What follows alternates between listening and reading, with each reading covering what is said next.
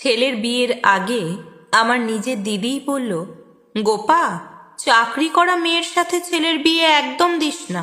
চাকরি করা মেয়েগুলো একদম ভালো হয় না। তুই কি ভাবছিস ওই মেয়ে সংসার করবে? হুম, ওই সাজগোজ করে বেড়াবে, কোমর দুলিয়ে দুলিয়ে অফিস যাবে, বর থাকতেও অফিসে বসে অন্য ছেলের সাথে প্রেম করবে।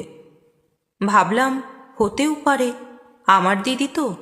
তাই মুখের ওপর কিছু বললাম না, কথাটা শুনে নিজের মধ্যেই রেখে দিলাম। ছেলের বিয়ে কিন্তু চাকরি করা মেয়ের সাথেই দিলাম।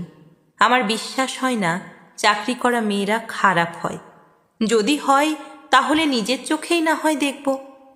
ছেলের বিয়েতে এসে ওই দিদি বলল, চাকরি করা মেয়ের সাথেই তাহলে ছেলের বিয়ে দিলি, দেখিস তোর অবস্থা কি হয়।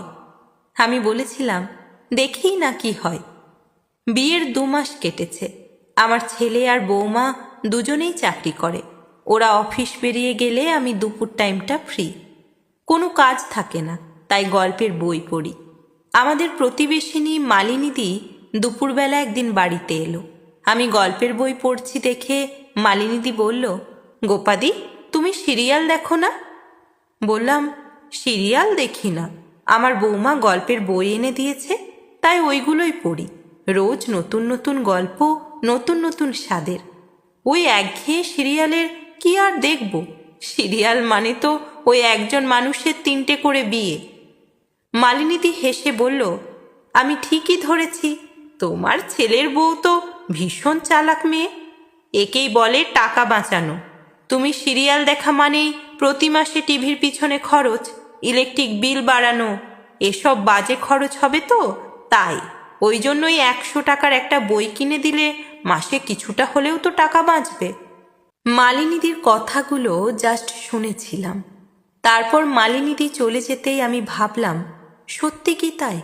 বুঝে দেখলাম ঠিক তো বলে গেল না। টিভি থাকার জন্য মাসে যে খরচটা হয় সেটা তো বন্ধ করে দেয়নি।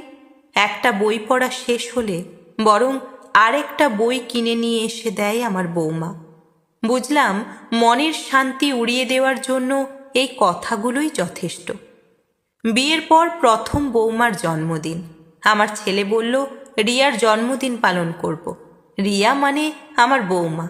আমার ছোট ননদ শুনে বলল, আমাদের বাড়িতে মেয়েদের জন্মদিন পালন হয় না, অমঙ্গল হয়।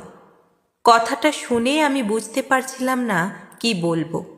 তারপর ভাবলাম, দেখি না কি হয়।